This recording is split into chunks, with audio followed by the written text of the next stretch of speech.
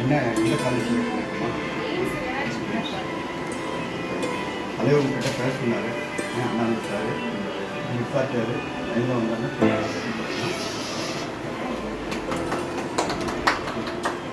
Step ஆரம்பிச்சு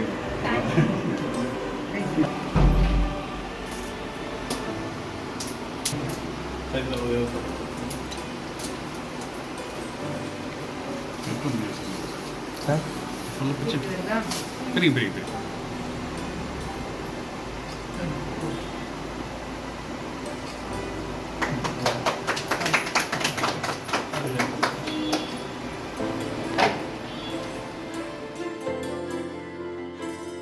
நடந்து முடிஞ்ச நீட் தேர்வுல அகில இந்திய அளவுல முழு மதிப்பெண் பெற்ற மாணவிக்கு இப்போ பாராட்டுகள் குவிஞ்சுக்கிட்டு வருது. சிரமப்பட்டு படிச்சதை தாண்டி எனக்கு உறுதுணையா இருந்த ஆசிரியர்களுக்கும் பெற்றோர்களுக்கும் நன்றி அப்படின்னு இவங்க தெரிவிச்சது பலரையுமே நெகிழ்ச்சியில ஆழ்த்திருக்கு. நீட் தேர்வுல முதலிடம் பிடிச்சு தமிழகத்தை பெருமைப்படுத்தின மாணவர்களுக்கு இப்போ பாராட்டுகள் குவிஞ்சுக்கிட்டு வருது.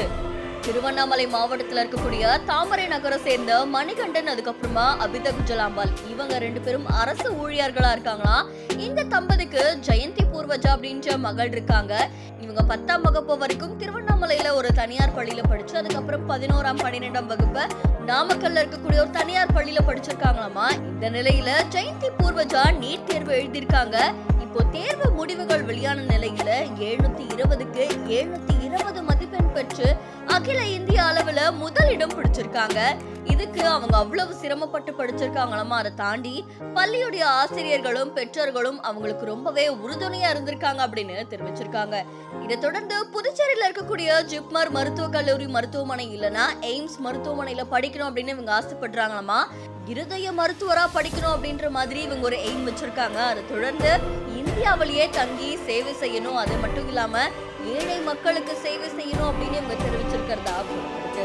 இந்த நிலையில நீட் தேர்வுல முதலிடம் பிடிச்ச இந்த மாணவிக்கு பாராட்டுகள் குவிஞ்சுக்கிட்டு வருது. ஒரு பக்கம் திருவண்ணாமலையுடைய தெற்கு மாவட்ட பாஜக சார்பில் மாவட்ட செயலாளர் பாலசுப்ரமணியம் அவர்கள் சால்வை அணிவிச்சும் அந்த மாணவிக்கு மருத்துவ உபகரணமான ஸ்டெத்தஸ்கோப்பா பரிசா வழங்கியிருக்காங்க. இந்த மாணவிக்கு இப்ப பலரும் தங்களுடைய பாராட்டுகளை தெரிவிச்சுட்டு வராங்க. இது தொடர்பான உங்களுடைய கருத்துக்களை நம்முடைய பதிவு செய்யுங்க. தொடர்ந்து பல செய்திகளுக்கு ஃபாலோ பண்ணுங்க.